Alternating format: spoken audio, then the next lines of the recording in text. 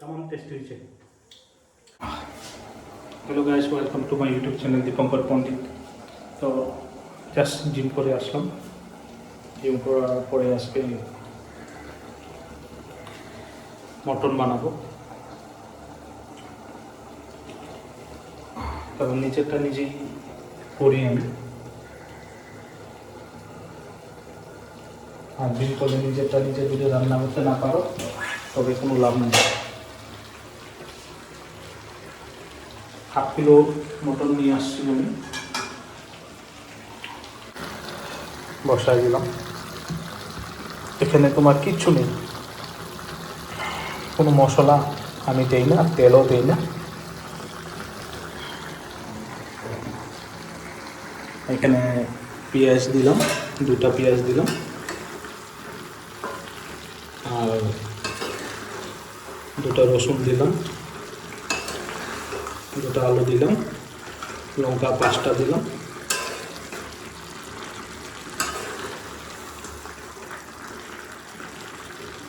তোমার আর লবণ দিলাম, কিছু না, তেল ছাড়া। আদা দিলাম, আদা অল্প দিলাম।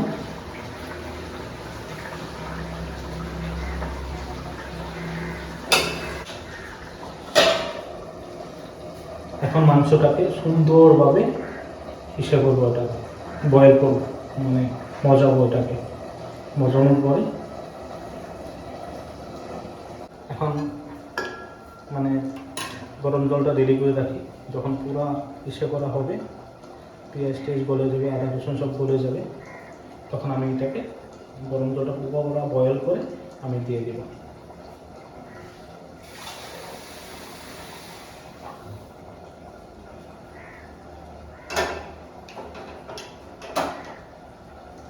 আর পাঠা মাংস সেন্ট আছে, তার জন্য অল্প মাত্র আমি গরম মশলা অল্প দিয়ে দিব, তারপর সেন্টটা করবে না। ফ্রাই করে নিলাম, দেখো।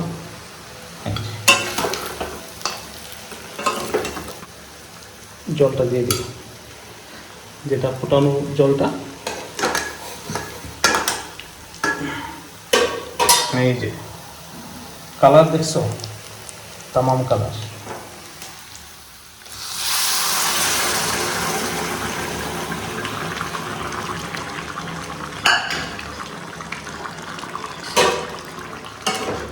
সবসময় ব্রয়লার খাই, তো এখন আবার শুনতেছি ব্রয়লার বলে প্রবলেম আছে, বেমার হইতেছে।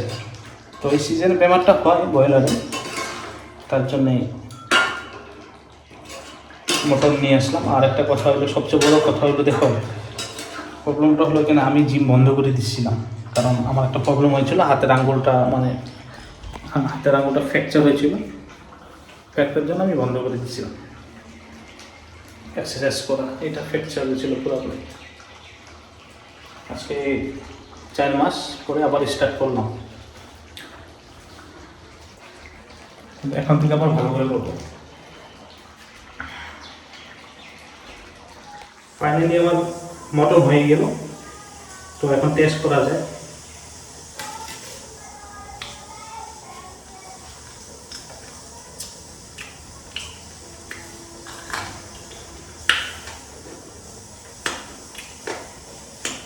बढ़िया, একবার এই প্রসেসে বানায় খায় দেখো কেমন লাগে। খুব টেস্টি, একদম গলে গেছে, একদম নরম হয়ে গেছে, তামাম টেস্টি হয়েছে, অয়েল আর মশলা ছাড়া। খাওয়ার এক্সারসাইজ করো।